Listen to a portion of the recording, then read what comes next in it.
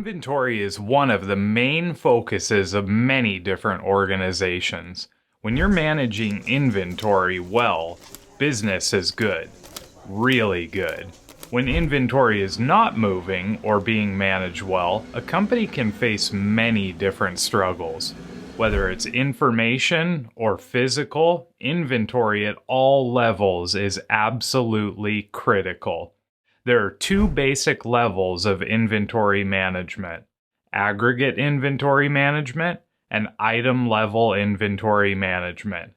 Aggregate management takes place at the strategic level, while item-level inventory management will help you gain an understanding of how much inventory you will need to order, when you should order inventory, and what items are needed.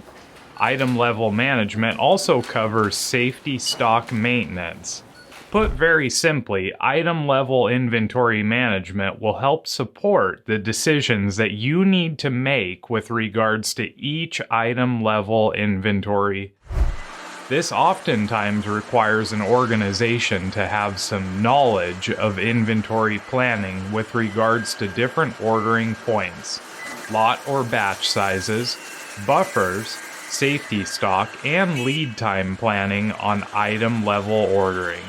With this in mind, this series will drill into topics like boundaries and guidelines to manage your inventory at an item level, ABC classification of inventory, the impact of continuous improvement strategies on your inventory, as well as many other topics.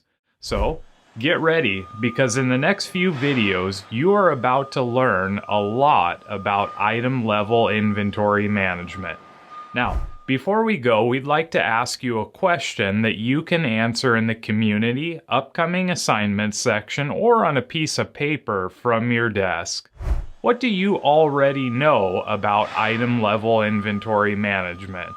We look forward to hearing from you, and we'll see you in the next video.